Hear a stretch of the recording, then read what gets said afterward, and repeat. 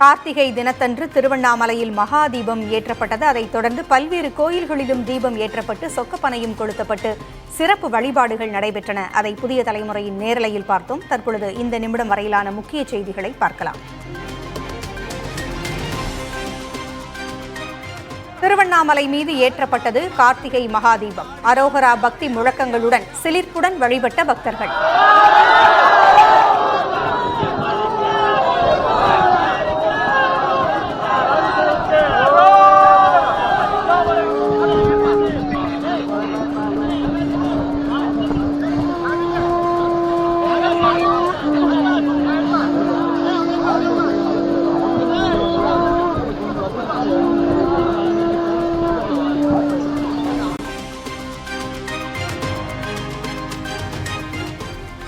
உலக அமைதிக்காக கன்னியாகுமரி மாவட்டம் வேளிமலை முருகன் கோவிலுக்கு காவடி எடுத்த தக்கலை காவல்துறையினர். பொதுப்பணித்துறை அலுவலகத்திலிருந்தும் காவடி எடுத்து புறப்பட்ட அதிகாரிகள்.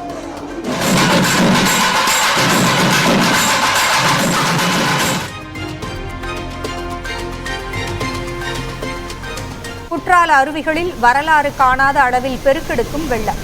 பேரருவி அருகே உள்ள பாலமும் கடைகளும் சேதமடைந்தன.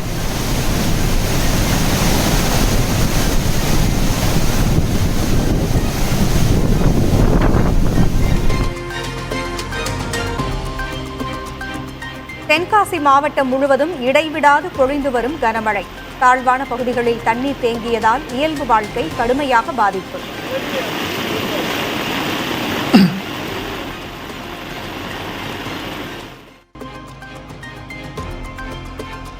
தென்காசி மாவட்டத்தில் பொழிந்து வரும் கனமழையால் திருமங்கலம் கொல்லம் தேசிய நெடுஞ்சாலையில் பாய்ந்தோடும் வெள்ளம். கட்டளை குடியிருப்பு பகுதியில் குளங்கள் நிரம்பியதால் மூழ்கடிக்கப்பட்ட சாலைகள்.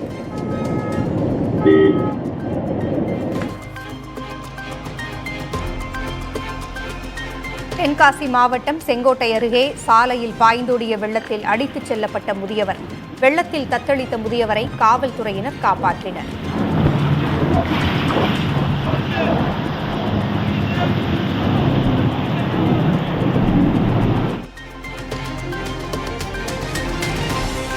சங்கரன் கோவில் அருகே வீரசிகாமணியில் சுமார் 2000 ஏக்கர் விளைநிலங்கள் மழைநீரில் மூழ்கின. தெப்பக்குளம் நிரம்பி இருபுறமும் தண்ணீர் செல்ல முடியாததால் தேங்கி நிற்கும் மழைநீர்.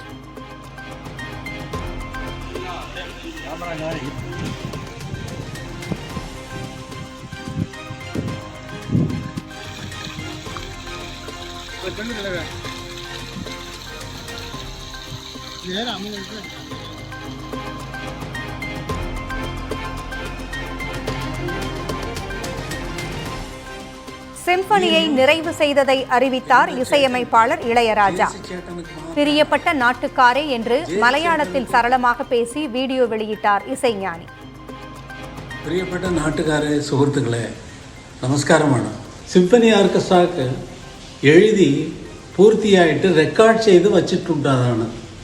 അത് ജയസ് ചേട്ടനുക്ക് വലിയ സന്തോഷത്തോട് അറിയിക്കുന്നതിന് വേണ്ടി ഈ ന്യൂസ്, ഈ ஆடியோ ரிலீஸ் ചെയ്യുന്നതാണ്.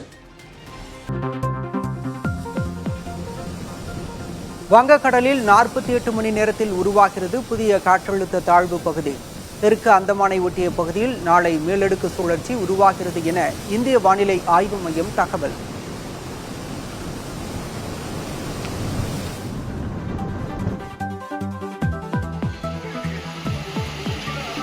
காற்றழுத்த தாழ்வு பகுதி காரணமாக தமிழ்நாடு முழுவதும் பொழிந்து வரும் கனமழை. அதிகபட்சமாக நெல்லை மாவட்டம் ஊத்து பகுதியில் 54 சென்டிமீட்டர் மழை பொழிவு.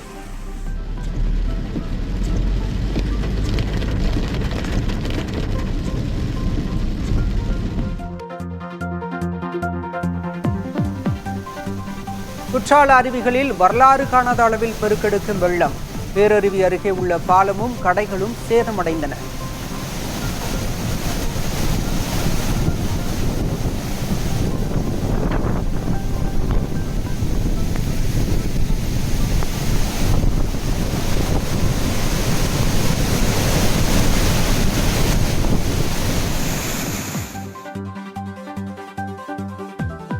திருச்சியில் பரவலாக பெய்த கனமழையால் குடியிருப்புகளில் புகுந்த வெள்ளம்.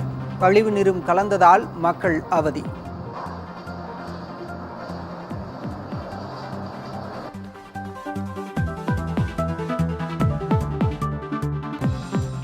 மழை வெள்ள பாதிப்பு தொடர்பாக தென் மாவட்டங்களின் ஆட்சியர்களிடம் காணொலி வாயிலாக கேட்டறிந்தார் முதலமைச்சர் ஸ்டாலின்.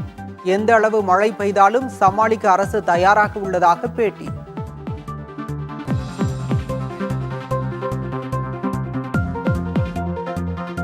திருச்செந்தூர் அருகே ரயில் நிலையத்தில் நிற்காமல் சென்ற பயணிகள் ரயில்.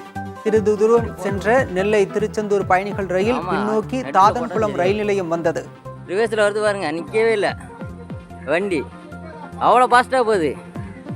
ரிட்டர்ன் வருது பாருங்க. புஷ்பா 2 திரையரங்க கூட்ட நெரிசலில் பெண் உயிரிழந்த வழக்கில் நடிகர் அல்லு அர்ஜுன் கைது. 14 நாட்கள் நீதிமன்ற காவல் விதிக்கப்பட்ட நிலையில் இடைக்கால பிணை கொடுத்து தெலுங்கானா நீதிமன்றம் உத்தரவு.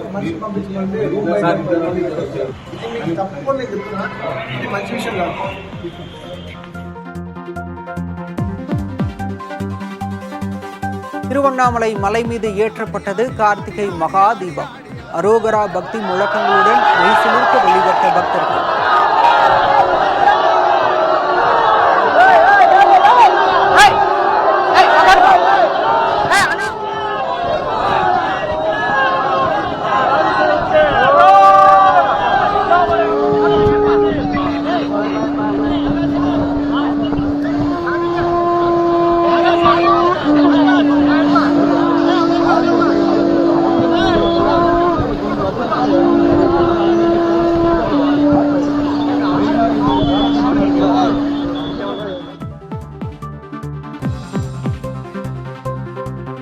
நூல் வெளியீட்டு விழாவில் பங்கேற்கக்கூடாது என்று விசிக தலைவர் தொல் திருமாவளவனுக்கு திமுக அழுத்தம் கொடுத்தது.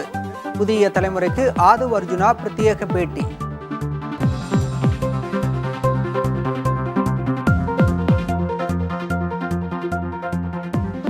கடந்த 10 ஆண்டுகளாக அரசியலமைப்பை பாஜக அரசு பலவீனப்படுத்தி உள்ளது. வயநாடு தொகுதி மக்களவை உறுப்பினர் பிரியங்கா காந்தி கன்னி உரையில் கடும் சீற்றம். इस चुनाव में हारते हारते जीतने से इन्हें एहसास हुआ कि ये संविधान बदलने की बात इस देश में नहीं चलेगी.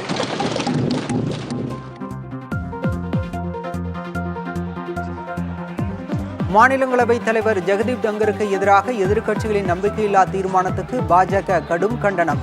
உறுப்பினர்கள் வாக்குவாதத்தால் மாநிலங்களவையில் கடும் அமளி.